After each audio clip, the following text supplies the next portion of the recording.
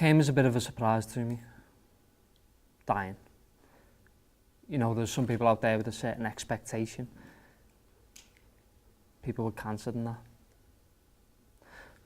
But on a normal day to an average Joe, you don't expect it. Come home from work, Sky Plus something you might watch on your day off. Book some tickets to a gig or a footy match on the weekend. Maybe even plan a holiday with the wife. You never think that tonight might be your last. It was a Friday in July. I was woken up early by the warm light sneaking through the curtains. So I went downstairs to have breakfast with Alex and Grace. Well, I say that. It was Alex's last day in school. He was a bit excited for summer, running around like a lad possessed. Grace gave up chasing him after 10 minutes. Knackered, bless her. She had no makeup on, rough hair, and my old maroon cardigan on. I swear she loved that thing more than me. She never looked so beautiful. Oh, God, I love her. It was her turn to take Alex to school, so she had the car. It was strange, the air was cold and crisp. You could see your breath glistening in the sun. Alex was saying, "Mummy, mummy, look at me. I'm copying Daddy."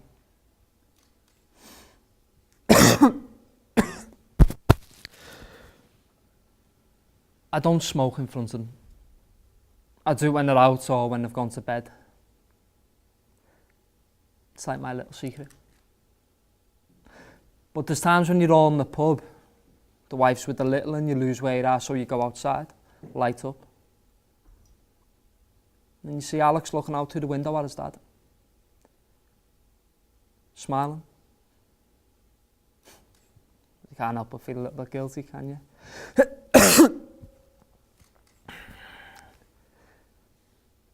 When I haven't got the car, I usually get the bus to work. The 8:11. But I usually miss it. Because like all great men, I like a good lie-in. Grace is always telling me to get up. But there's just something so satisfying about hitting that snooze button. The bus I actually get, the 8:21, full of school kids. Shouting, screaming, swearing, smoking. Bally. But that day I was up early. The 8:11 was empty. Peaceful. I actually got a seat to myself. No ginger run screaming, "Mike's got a stiffy," to his mates on the other side of the bus. It was nice. And I got to walk the last bit to work as well. I usually work up a bit of a sweat running through the park whilst almost avoiding all the dog shit. But no, I got to stroll. The light beaming down through the trees. Not worrying about standing in anything shit related.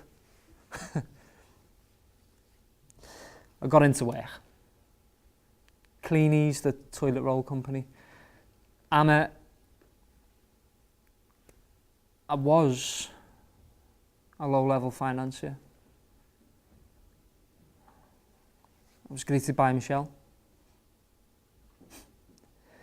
She's been the receptionist since before I started working there, which is surprising because she's only 27.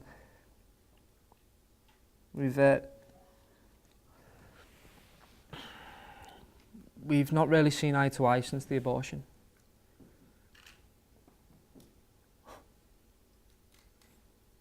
You know, the cliche. Bit of trouble at home. Lost glances in the store cupboard. And a drunken kiss on the works night out. Next thing you're stuck in a 5-month affair.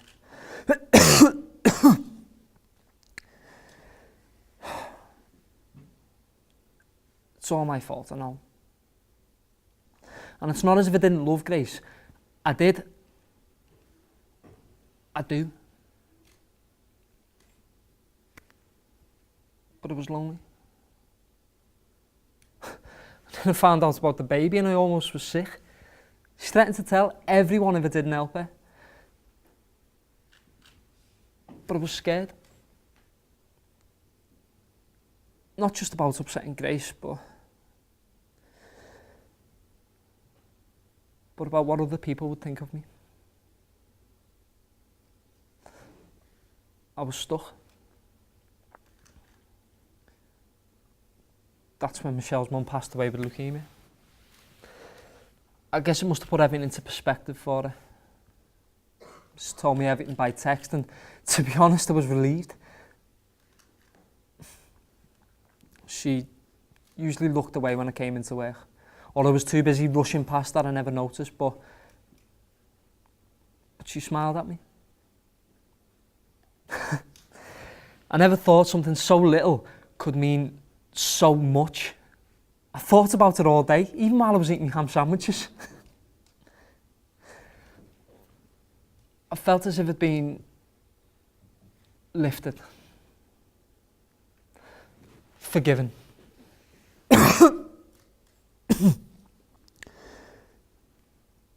I was still smiling at 5:30 when I left. I was excited to get home. Not because I hated my job or anything. It was the best day I'd had there. But that I'd get to see Grace. Hold her. And tell her we'd be going to Jamaica for our wedding anniversary.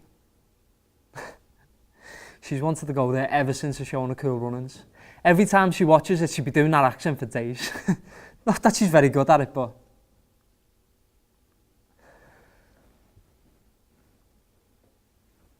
I just wish I'd told her sooner. Seen her face light up. I just wanted it to be a surprise. So I left the office. I was on my way to the bus stop and fancied a smoke. So I got my carton out. Empty.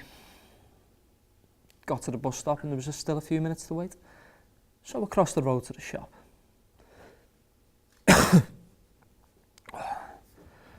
Came out, lit one up and breathed deep.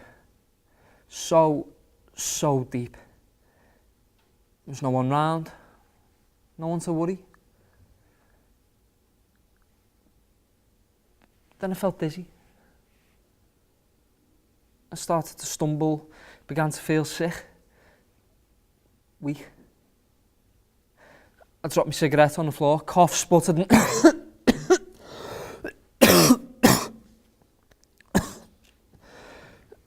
nothing. I was still dizzy when I seen the bus pull into the stop on the other side of the road. I couldn't miss it. So I crossed.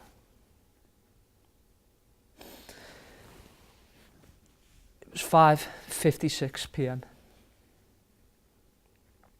You know, it's funny when you think about it. Out of all the things in the world, you don't expect to be hit by an ambulance. If there was ever a picture of irony. It took exactly 3 minutes and 14 seconds for me to die. They couldn't even put me in the back of the ambulance. To make matters worse, it was meant for an old lady on Stepton Avenue who was having a heart attack.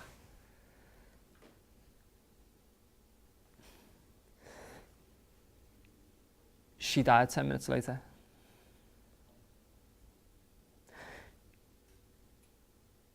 You never really expect to die. You know what'll happen eventually, but you never really think about it.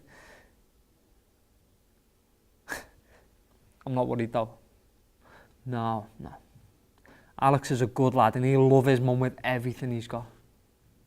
And don't get me wrong, Grace is one of the strongest people I've met.